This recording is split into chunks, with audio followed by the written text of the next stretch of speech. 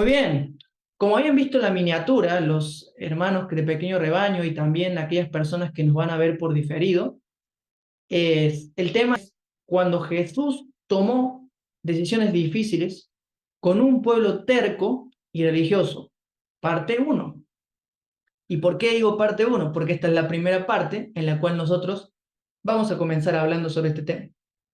Y para introducirnos a este mensaje, quiero que me acompañen desde allí los que estén viendo por diferido en directo en sus Biblias, en el libro de Isaías. Vamos a ir a Isaías, capítulo 29, versículo 3. Isaías, capítulo 29, versículo 3. Yo voy a estar leyendo de la NTV, que es la nueva traducción viviente. Quizá la Reina Valera puede ser un poco diferente las palabras, pero en sí el mensaje es el mismo. Bien, dice 29:13. Así dice el Señor. Este pueblo dice que me pertenece, me honra con sus labios, pero su corazón está lejos de mí. Y la adoración que me dirige no es más que reglas humanas aprendidas de memoria. ¡Wow! Empezamos con algo fuerte, en el cual nos damos cuenta que aquí Dios está reprendiendo a través de Isaías a su pueblo. Y que esto viene una pregunta a nuestra mente, queridos amigos y hermanos. ¿Qué significa que su corazón está lejos de mí? ¿Qué significa de que su corazón está en otra parte? Esto significa de que ellos estaban haciendo solamente actos ceremoniales, actos rituales que no edificaban, sino que ellos estaban haciendo solamente meramente mecánicamente lo que se refiere a esto. Es algo muy interesante porque muchas veces hemos leído este texto así aislado, pero si leemos el contexto nos damos cuenta que Dios está ofendido, o mejor dicho, está triste más que nada, porque ofendido queda como muy humano, ¿no? Está triste y ve que su pueblo no le da, como dirían en mi país, no le da bola, o sea, eh, no le presta atención.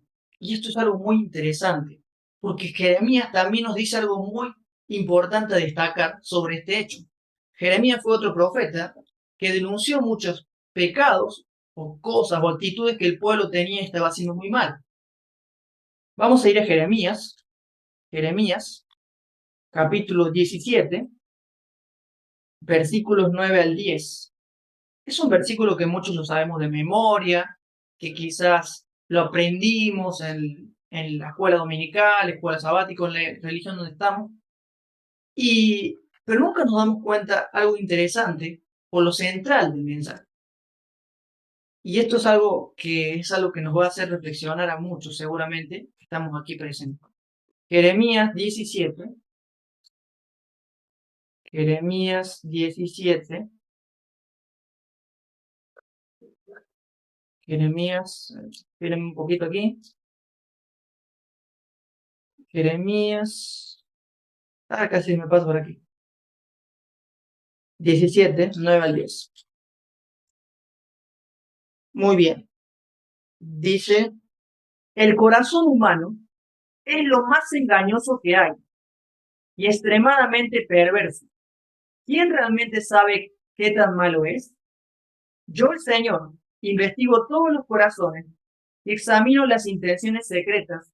A todos les doy la debida recompensa según lo merecen sus acciones. Esto quiere decir que Dios examina el corazón humano, examina la mente humana y les ayuda o les guía cuando examinan. Pero muchas personas piensan de que Dios es alguien que está constantemente averiguando sus pecados y todo lo demás. O sea, es algo como que Dios lo tenemos como un detective privado de pecados. Que Dios está ahí constantemente viendo si pecamos, si no pecamos y demás. Y es algo que a la general puede ser gracioso, pero es serio. Entonces dice que solamente Dios conoce el corazón humano. Dice que el corazón humano es perverso, lleno de cosas perversas o pensamientos perversos. Por esa razón Isaías decía, este pueblo de labios me honra, pero su corazón está en otra parte. O sea que no está con Él. No está con el Señor. No está con Dios.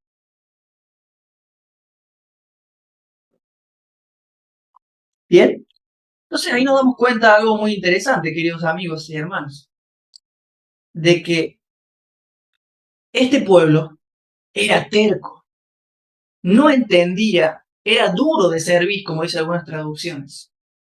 Pero ¿saben lo que es más interesante de todo esto? Es que el mismo Esteban habla qué clase de corazón tenían este pueblo. Quiero que me acompañen nuevamente con su Biblia a Hechos, ahora al capítulo 7 de Hechos, capítulo 7 de Hechos, Hechos capítulo 7, versículos 51 y 52. Aquí vamos a encontrar algo muy interesante. Hechos 7, 51 y 52. Pueblo terco, ustedes son paganos de corazón y son sordos a la verdad. ¿Resistirán para siempre el Espíritu Santo? Eso es lo que hicieron sus antepasados, y ustedes también. Mencionen a un profeta a quien sus antepasados no hayan perseguido hasta matar a los que predijeron la venida del justo, el Mesías, a quien ustedes traicionaron y asesinaron. Esto quiere decir de que este pueblo había sido asesino siguiendo a otro asesino, o el ejemplo de otro asesino que es el asesino de la historia. Y ahora nos metemos de lleno a Mateo capítulo 23. Y aquí nos vamos a dar cuenta de que Jesús habló muy duro en este capítulo. Pero habla desde dentro de su corazón, desde lo que hay en lo profundo de su ser, desesperado por salvar a un pueblo terco y religioso, que alguna vez estuvimos ahí, en ese mismo lugar, en esa misma condición. Mateo 23 dice así. Entonces Jesús les dijo a las multitudes y a sus discípulos: los maestros de la ley religiosa y los fariseos son los intérpretes oficiales de la ley de Moisés. En realidad, las palabras griegas que se usan aquí quiere decir que los fariseos se sientan en el asiento de Moisés o la cátedra de Moisés. Eso quiere decir de que ellos tenían un conocimiento demasiado grande de la Torá, de la ley, de las 613 leyes, junto con otros escritos que se atribuyeron a Moisés. Tenemos un estudio aquí en el canal acerca de los mandamientos, que se los voy a dejar por aquí arriba, así lo pueden ver después, que puede complementar un poco lo que estoy comentando ahora. Y allí van a ver un poco interesante acerca de los 10 mandamientos, que si realmente eran 10 o eran más. Muy bien, dato curioso nomás para que no nos han visto todavía. Muy bien, entonces seguimos avanzando entonces. Por lo tanto, la traducción aquí dice: practiquen y obedezcan todo lo que les diga, pero no sigan su ejemplo. Las palabras practicar, o sea, es observar y hacer. Y son las siguientes. Practicar quiere decir hacer. Que en griego es poreo. Poreo. Y quiere decir poner en práctica.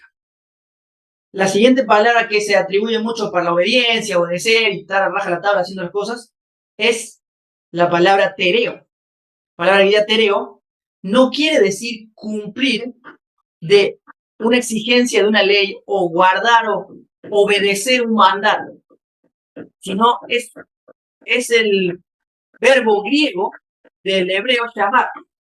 Llamar, que quiere decir atesorar, conservar en el corazón, en la mente. Conservar en el corazón. O sea, prestar, en otras palabras, lo que quería decir Jesús es que presten atención a lo que los fariseos dicen, a la enseñanza que leen, pero no sigan su ejemplo. O sea, que no hagan como ellos interpretan la ley. Lo que ellos leen sí, está bien, porque la mayoría de los fariseos leía acerca de cómo debían comportarse en el pueblo, entre hermanos y con incluso los extranjeros. Pero también había una ley que se contradecía con esa, que hablaba de que había de ser hostiles con los extranjeros o los extraños que estaban fuera de sus puertas. Entonces, esto nos lleva a algo muy interesante, que es de que ellos se contradecían con su propia misma ley. Y esto es algo que sale a la luz y que no podemos, como dice el dicho, tapar el sol con un dedo. Entonces, disculpen, entonces allí vamos a ver de que este pueblo, estos fariseos, eran especialistas en la Torah y en hacerlas cumplir. ¿Y por qué ellos se esforzaban? Vamos a ver lo que dice el verso siguiente. Porque ellos se esforzaban. Por lo tanto, todo lo que digan, pero no hagan lo que, su ejemplo. Pues ellos no hacen lo que enseñan. Aplastan a la gente bajo el peso de exigencias religiosas insoportables y jamás mueven un dedo para aligerar la carga. O sea, quiere decir de que ellos estaban ahí viendo quién se equivoca, quién comete un error y anotando, este se equivocó, no, esto hay que reprenderlo, hay que llevarlo a que él reflexione y vuelva a la ley, vuelva a la ley, o sea, vuelva a la ley, no a Dios, sino a la ley. Ellos eran maestros de la ley religiosa, dicen esta traducción, pero en realidad eran maestros de la ley de Moisés. ¿Y por qué se esforzaban tanto en cumplir, tanto en exigirse y exigir a los otros? O mejor dicho, no exigirse a ellos, sino exigir a los otros. Al pobre pueblo, muchos de ellos, que no habían estudiado con los rabinos, que eran ignorantes, ellos seguían porque los rabinos eran los más valorados en la época. Eran la jerarquía espiritual, se podría decir. Sin embargo, Jesús demuestra algo muy, muy contrario, o sea, antagónico, queremos decir, lo que ellos están haciendo. Entonces ahí hay diferencia muy marcada con respecto a eso. No lo digo yo, miren lo que dice después. Todo lo que hacen es para aparentar. En los brazos se ponen anchas cajas de oración, que quiere decir, es una palabra, la palabra correcta es las filacterias, que eran unas cajas en las cuales dentro había rollos de la ley, chiquititos, que se ponen en la caja, que la llevaban atada al brazo y a la frente. ¿De dónde salió eso? Bueno, esto tiene su auge o su creación de esta tradición, porque es una tradición judía, no gentil, una tradición judía que se basa en lo que enseñó Moisés en Deuteronomio 6, 6 al 9. Deuteronomio 6, 6 al 9. Seguramente en algún curso bíblico se nos enseñó que esta tradición era lo mismo que leer la Biblia todos los días, cuando ni siquiera existía la Biblia en ese momento, sino que era una tradición hebrea. Deuteronomio 6, 6 al 9. Ya lo van a ver junto conmigo aquí. Van a ver que esto es algo muy curioso y también extraño, ¿no? Porque esto nos hicieron aprender de memoria incluso este versículo. Dice, debes comprometerte con todo tu servicio, tu ser, a cumplir cada uno de estos mandatos que hoy te entrego. Repíteselo a tus hijos una y otra vez. Habla de ellos en tu conversación, cuando estés en tu casa y cuando vayas por el camino, cuando te acuestes y cuando te levantes. Átalos a tus manos y llévalos sobre la frente, como un recordatorio. Escríbelos en los marcos de la entrada de tu casa y sobre las puertas de la ciudad. A ver, a mí me enseñaron que esto quiere decir de que yo tengo que aprenderme textos de la Biblia y llamarle a la persona que quiero o que amo, en el caso que esté casado, y a mi esposa y recordarle esas cosas para que no me vaya a engañar o no me vaya a hacer esto, o mis hijos, si tengo hijos, que no desobedezcan los mandamientos de Dios, porque si no va a venir consecuencias. ¿Qué consecuencias? Te lo vamos a ver. Ahora pregunto para reflexionar. Esto quiere decir que yo le tengo que recordar, si esto habla de una relación de amor y de confianza y de verdadera libertad, eso quiere decir que yo tengo que agarrar mi celular todos los días y decirle, mi amor, no te olvides que tienes que amarme solamente a mí y que tienes que solamente estar conmigo, no puedes ver a otro hombre, no puedes mirar a otra persona, solamente tienes que estar conmigo, porque si no, yo me voy a enojar y cuando vengas te voy a encerrar en una habitación y te voy a tirar un montón de piojos, ranas, moscas y un montón de cosas, porque me has desobedecido. ¿Eso quiere decir verdadero amor? Porque si alguien me escucha ahora que yo le llamo a mi esposa y le digo eso, me piensa, Pablo, soy loco. ¿Qué le pasó por la cabeza en decirle que si ella mira a otro hombre o se cruza con otro hombre, la va a encerrar en una habitación y le va a tirar moscas, piojos, langostas y todo lo que son las plagas de Egipto? ¿Se podría decir? Porque me desobedeció lo que yo le dije. Pero esto es peor porque aquí, en Deuteronomio 13 al 15, Yahvé, o Jehová, le dice al pueblo que si no lleva adelante a raja la tabla esta tradición de llevar las filacterias, que se hizo después las filacterias, eso va a caer, podemos decirlo, un castigo. Vamos a leerlo. En el verso 13, el 15, Yahvé dice que él, si no cumple con esta tradición, va a pasar lo siguiente. En el verso 13, vamos a leer. A ver. Dice que recuerda que te saqué de Egipto. Teme al Señor tu Dios y sírvele a Él cuando hagas un juramento, hazlo únicamente en su nombre. No rindas culto a ninguno de los dioses, porque una de la Torah decía que no tenías que ir a consultar a otros dioses o adorar a otros dioses. ¿Por qué razón no tengo que adorar a otros dioses? ¿Por qué? No rindas culto a otros dioses de naciones vecinas, porque el Señor tu Dios, quien vive en medio de ti, es el Dios celoso. Acá vemos un Dios antropomorfo que tiene características humanas. Se encenderá su enojo contra ti y te borrará de la faz de la tierra. Ese es el Dios que tenían los fariseos y los judíos. Si no le obedeces, sácate. Si no le obedeces, te corto la cabeza. Si no me amas, te mato. Eso es amor, eso es verdadero amor y libertad en una relación. Imagínense, yo estoy casado. Si mi esposa no me obedece, la mato. No, porque acá Dios dice que si yo no lo obedezco me va a matar, entonces yo puedo hacer lo mismo. Es absurdo, se ponen a pensar. Es absurdo, hermano, que pensemos que esto es un escrito está y así tiene que ser. Cuando esto era para un pueblo con cultura diferente a la nuestra, de hace más de 4.000 años atrás. O mejor dicho, más de 3.000 años atrás, en el pasado. Y que hoy en día es su cultura, es su nación, lo siguen haciendo. Está bien, síganlo haciendo. Y quiero decirles algo, para que sepan, mis hermanos, los judíos no le imponen a los gentiles que se conviertan al judaísmo si dicen que no. Esas son tradiciones de ellos, aunque ellos son exclusivistas, sí, son un poco exclusivistas, pero no todos son así.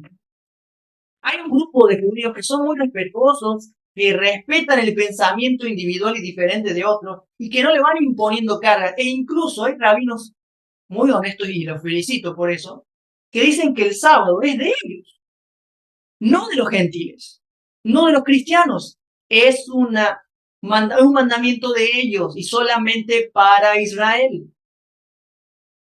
Es un dato solamente para que tengamos en cuenta. Entonces, ¿dónde quedó entonces la libertad?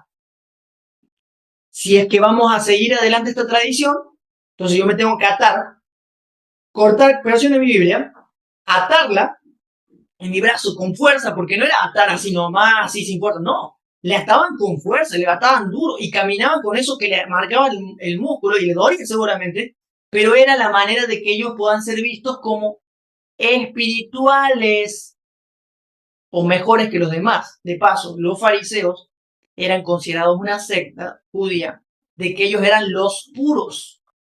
Por eso se vestían diferente. Se tenían que distinguir de los demás del pueblo.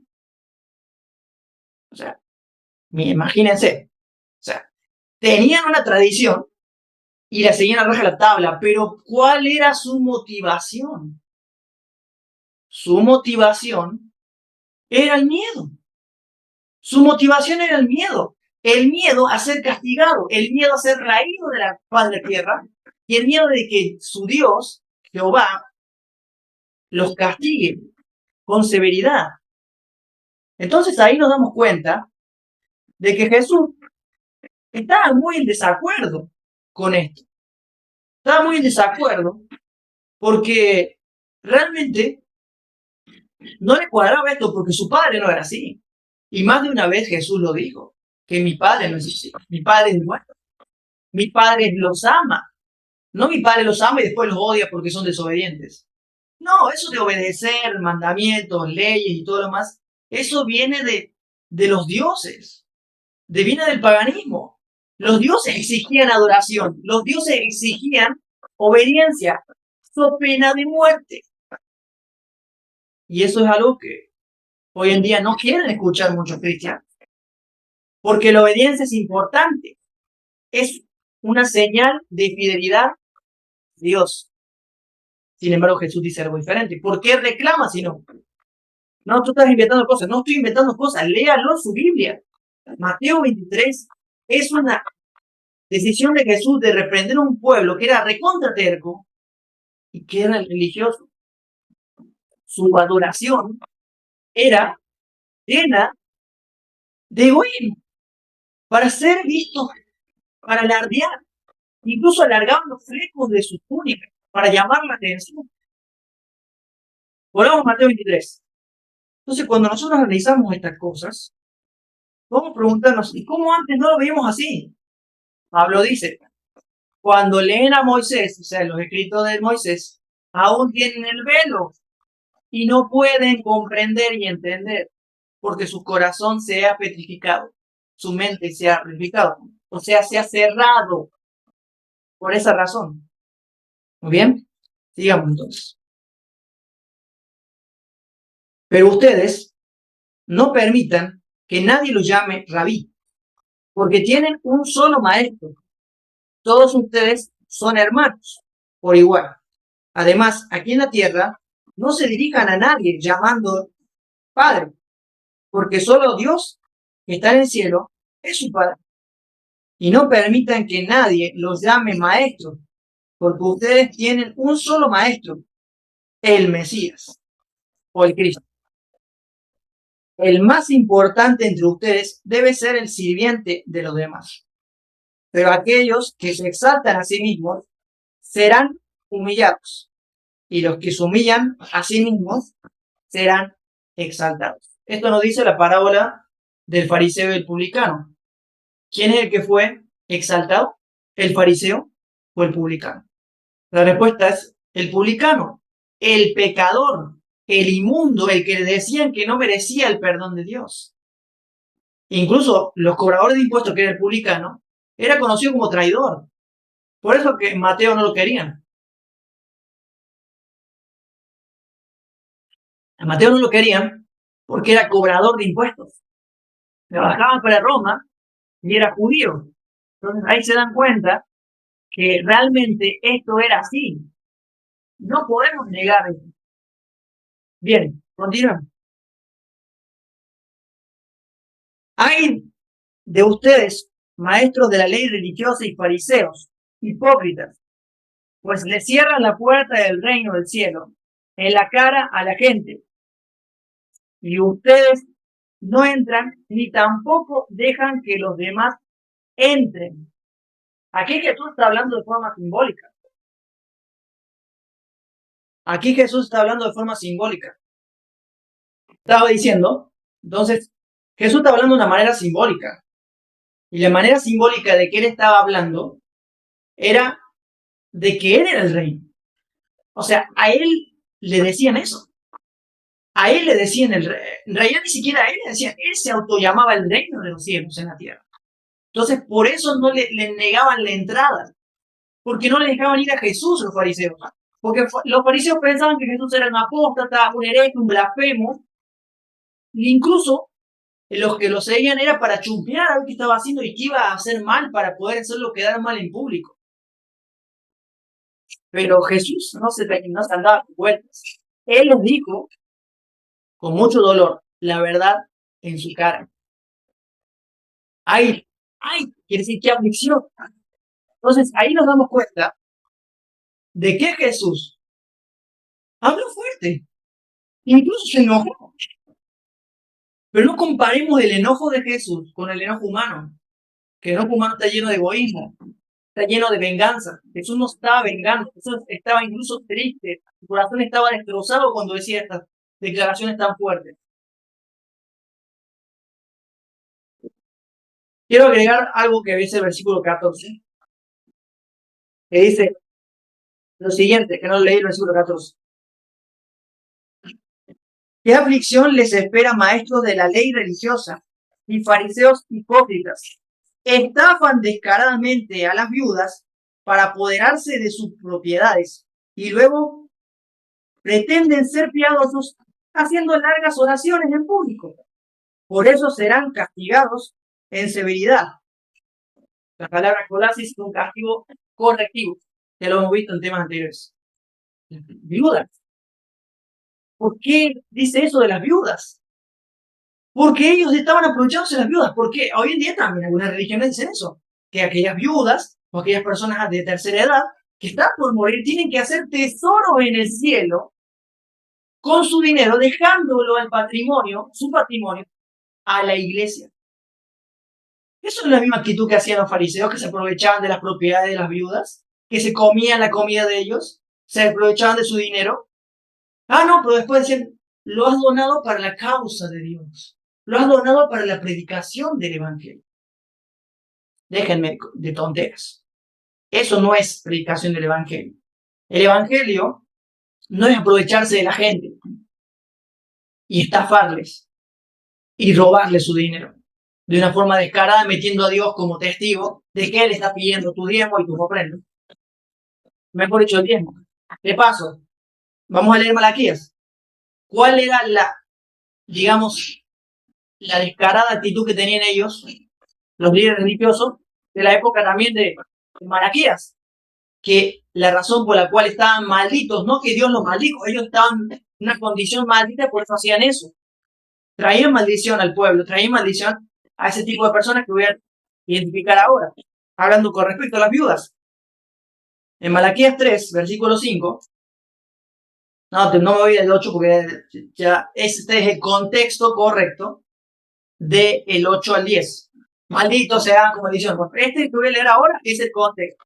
¿Por qué ellos eran malditos? ¿O quiénes eran los ladrones?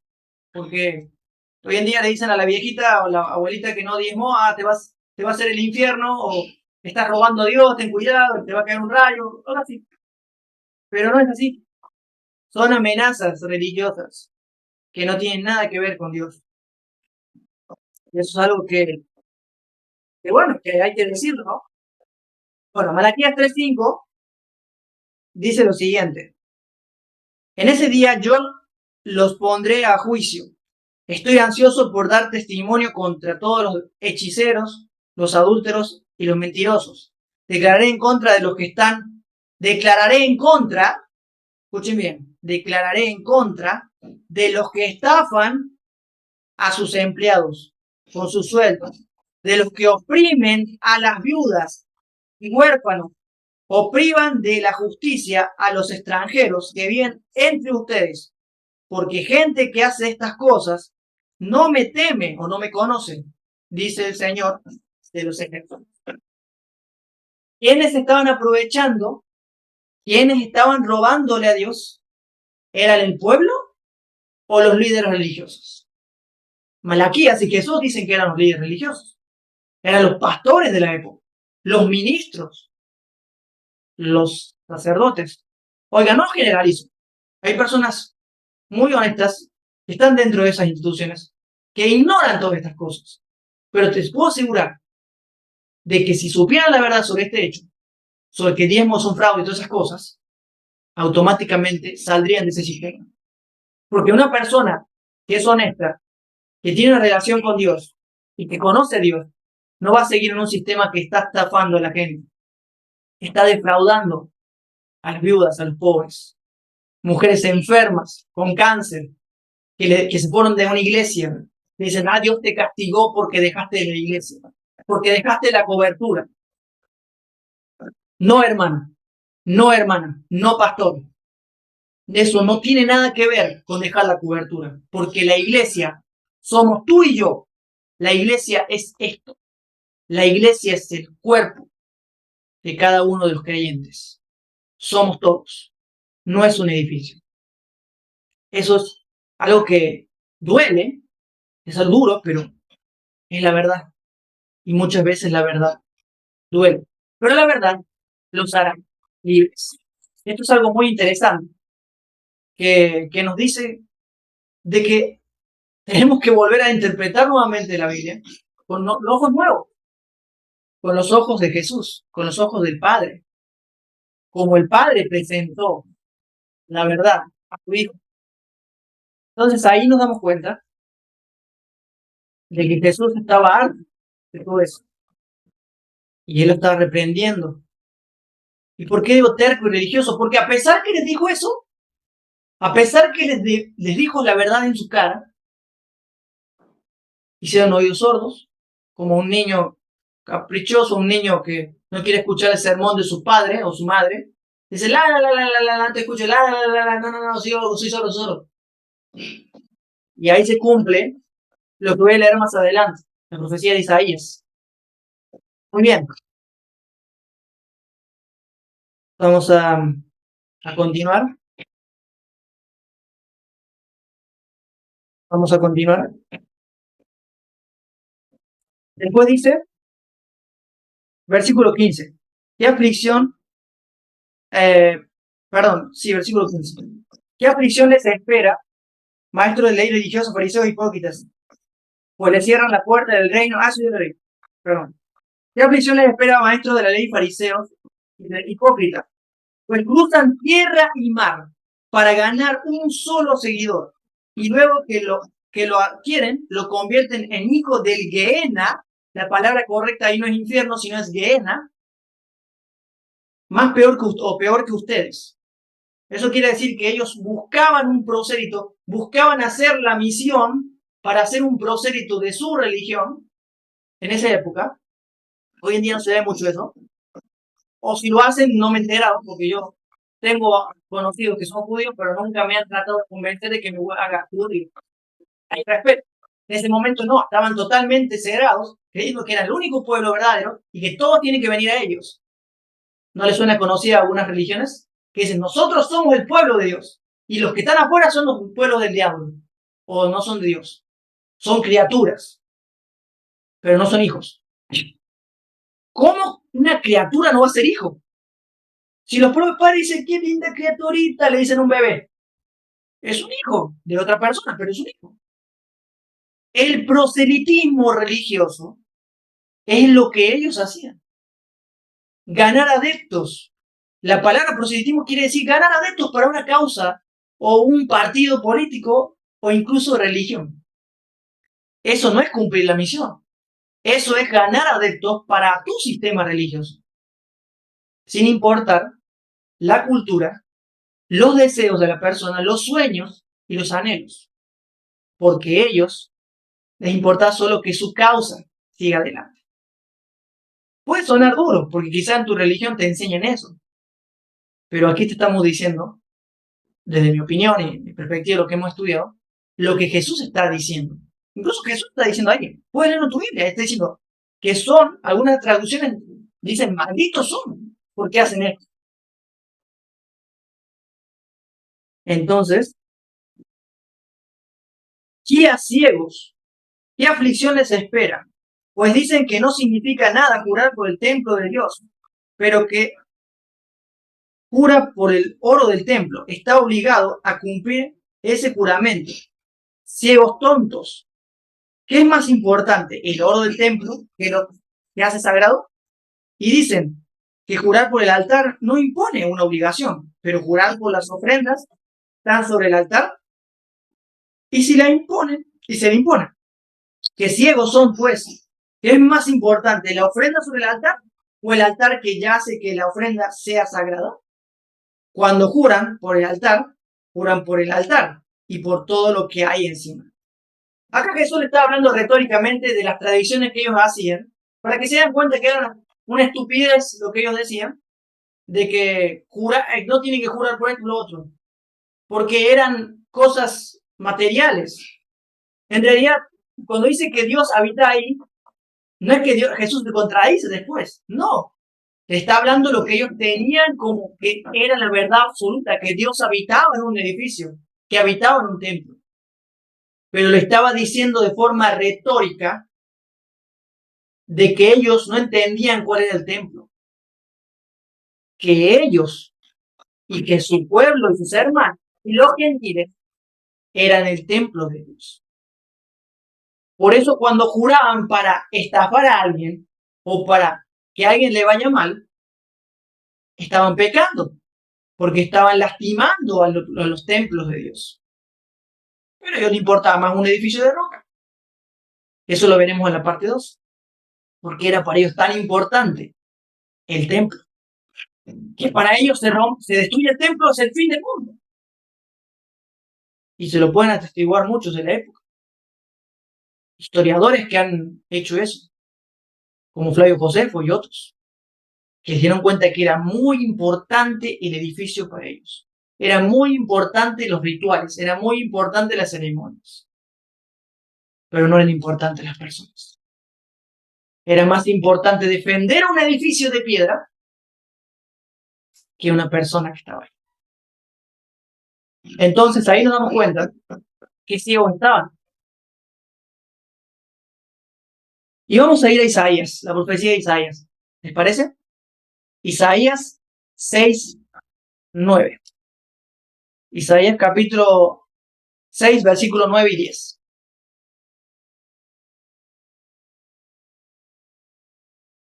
La traducción que yo voy a leer es la NTV, como le estoy diciendo, pero la que se utilizó para escribir esa profecía de Isaías, que está en Mateo 13, 16 al 17, que es una referencia que vamos a leer después, es la Biblia griega, del hebreo al griego, la Septuaginta.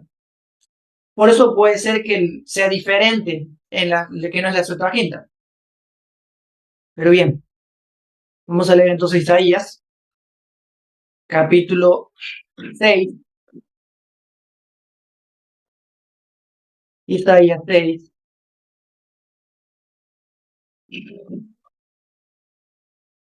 Versículos 9 al 10. Y dice así: escuchan con atención, pero no entiendan. Miren bien, pero no aprendan nada. Endurece el corazón de este pueblo. Tápale los oídos y ciérrale los ojos. De esa forma no verán con sus ojos, ni oirán con sus oídos, ni comprenderán con su corazón, para que no se vuelvan a mí en búsqueda de sanidad. En realidad, la traducción de la Septuaginta debe decir así: para que no vean con sus ojos, para que no escuchen con sus oídos, para que no entiendan con su mente y me puedan ver y yo los sane. O sea, está diciendo que ellos están enfermos, que necesitan de médico, porque su terquedad y su religiosidad los ha enfermado la mente y no les ha podido contemplar a Dios en el prójimo. Y por eso para ellos era más importante las cosas materiales que las propias personas. ¿Y dónde está esto que estoy leyendo? No me lo inventé. Vamos a leer Mateo 13. Mateo 13.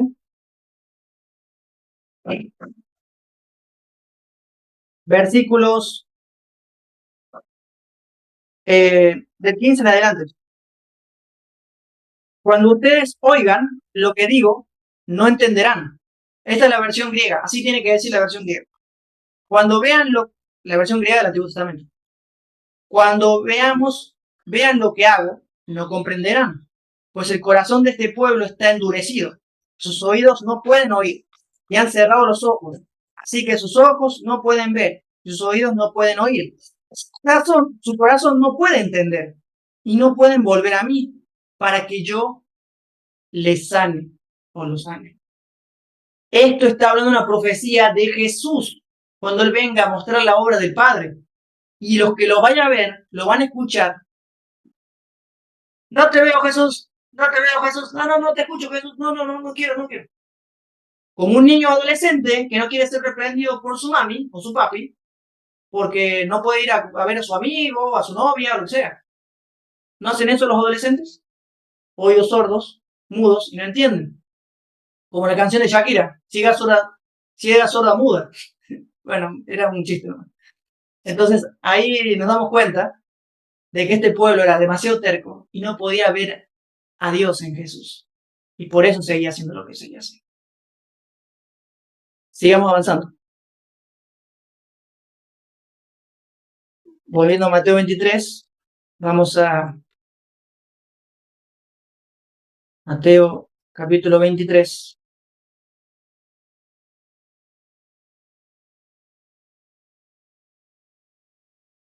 ¿Qué aflicción les espera? Porque cuando juran por el templo, solo juran por el templo, no solo juran por el templo, sino por Dios, quien vive allí. Y cuando juran por el cielo, juran por el trono de Dios y por Dios que se siente en el trono. ¿Qué aflicción les espera, maestros de la ley religiosa y fariseos hipócritas? La palabra hipócrita es actor. Les decía, actores. Era un insulto para la época, pero después con el tiempo se utilizó en los teatros griegos, hablando de los que actuaban. Los hipócritas, ¿dónde están los hipócritas que no vienen? Entonces ahí nos damos cuenta que son actores. Entonces ahí, hipócritas, dice, pues se cuidan de dar el diezmo sobre el más mínimo ingreso de sus jardines de hierbas, pero pasan por alto los aspectos más importantes de la ley, la justicia, la misericordia y la fe. Es cierto que deben diezmar, pero no descuidar las cosas más importantes. Guías ciegos cuelan el agua para no tragarse por accidente el camello. Esto era un chiste, que hay que entender que acá está lo que llamamos la hipérbole. Eso es un modismo hebreo que Jesús utilizó para darse cuenta la incoherencia de sus actitudes con respecto a la ley.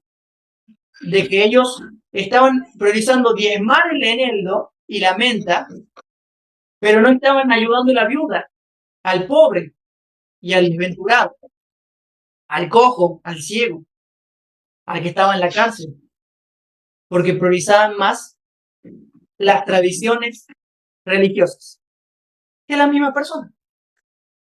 Jesús no está hablando, Jesús está hablando de que, bueno, es algo muy importante de que tenemos que tener en cuenta. Voy avanzando ya. Entonces, no está diciendo Jesús de que está a favor del diezmo, sino que está reprochando lo del diezmo. Tenemos un tema muy completo sobre el diezmo que no es el tema. ¿Qué aflicción les espera, maestros de la ley farisea hipócritas?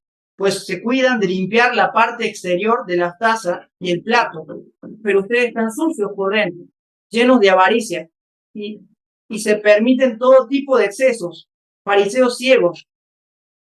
Primero deben lavar el interior de la taza y entonces el exterior también quedará limpio. Quiere decir que eran sucios por dentro, pero limpios por fuera. Eso se llama hipocresía o apariencia. A ellos le importaban las apariencias, pero no el corazón, lo que estaba dentro. ¿Qué aflicción les espera, maestros de la ley religiosa y fariseos hipócritas? Pues son como una tumba blanqueada, hermosa por fuera, pero llena de huesos, de muertos y de toda clase de impureza por dentro. Jesús ahí les dijo, muy duro lo que les dijo. Sepulcros blanqueados, dice la Reina Valera. ¿Qué aflicción les espera, maestros de la ley, religiosos y fariseos hipócritas? Edifican tumbas a los profetas que sus antepasados mataron y adornan los, los monumentos de la gente justa que sus antepasados destruyeron. Luego dicen, si hubiéramos vivido en los días de nuestros antepasados, jamás nos habríamos unido a ellos para matar a los demás. O sea, están diciendo que nosotros no hubiéramos matado a Isaías, no hubiéramos matado a Jeremías, pero mataron a Jesús, que vino con la misma actitud que Jeremías y Isaías. O sea, hipócrita. Estaban sacándose encima el peso del muerto que habían matado, o que van a matar en ese momento más adelante. Y después dice, no habíamos hecho de esa manera. Así que al decir esto dan testimonio en contra de ustedes mismos, que en verdad son descendientes de aquellos de que asesinaron a los profetas. Sigan adelante y terminen lo que sus antepasados comenzaron. O sea, está hablando de forma irónica, no le está diciendo que vayan a matar de vuelta, sino que, ay, que bueno, sigan adelante, a ver cómo les va. Eso es ironía. No está diciendo que está apoyando de que hayan matado a la gente. Jesús no apoya asesinatos.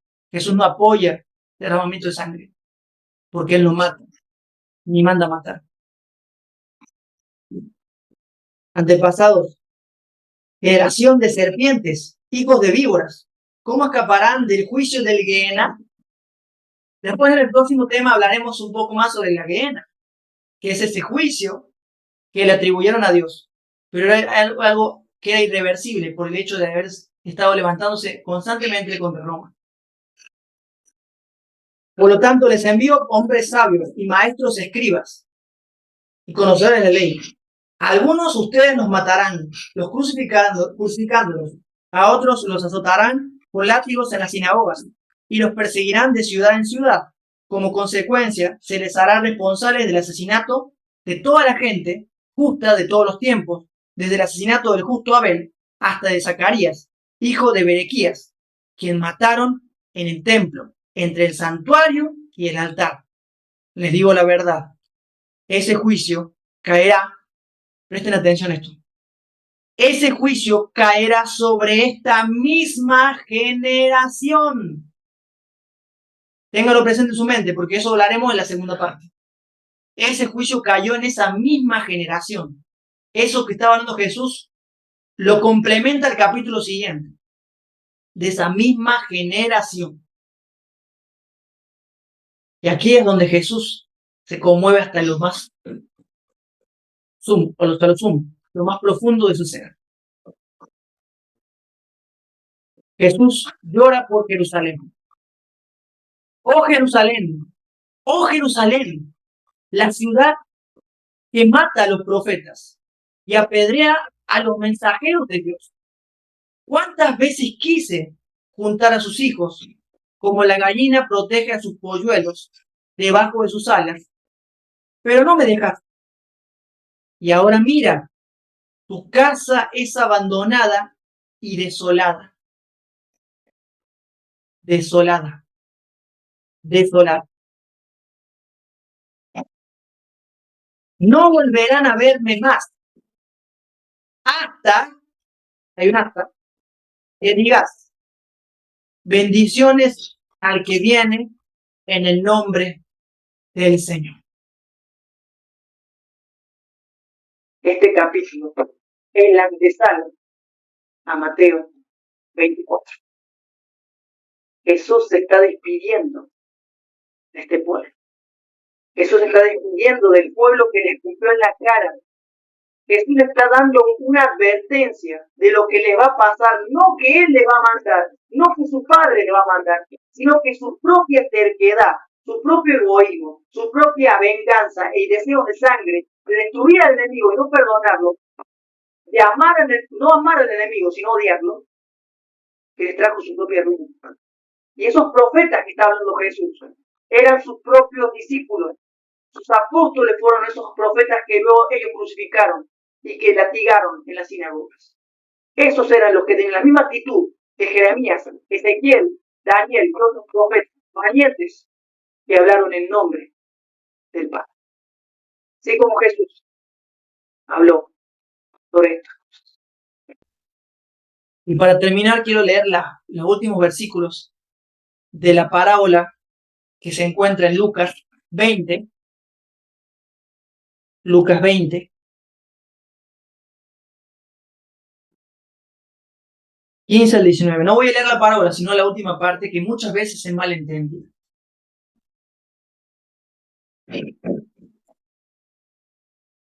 Lucas 20, 15 al 19. Versículos 15 al 19. Vamos a leer. Del 14 voy a leer. Sin embargo, cuando los agricultores vieron al hijo del dueño, se dijeron unos a otros: aquí viene el heredero de esta propiedad. Matémoslo y nos quedaremos con la propiedad. Versículo 15. Entonces lo arrastraron fuera del viñedo y lo asesinaron. Lo arrastraron fuera del campamento. Azazel salió del campamento y murió en el desierto. De la misma manera, Jesús fue crucificado en el desierto, fuera del campamento de Jerusalén. Este hijo es Jesús. Estos agricultores son el pueblo judío, en la persona de sus líderes religiosos de la época. Matémoslos fuera del viñedo. ¿Qué creen ustedes que hará con ellos el dueño del viñedo?, preguntó Jesús. Versículo 16. Ellos les dijeron: irá y matará a estos agricultores y alquilará el viñedo a otros.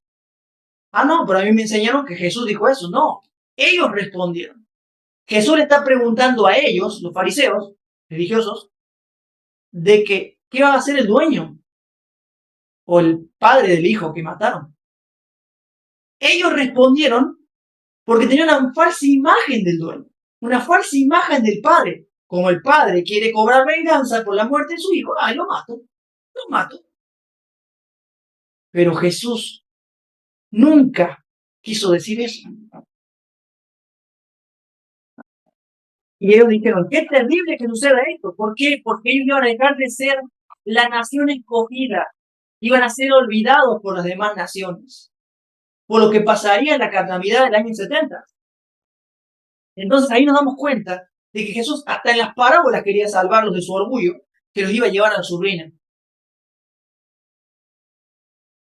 Entonces Jesús les miró y les dijo: entonces, ¿a qué se refiere la siguiente escritura? La piedra que los constructores rechazaron ahora se ha convertido en la piedra principal.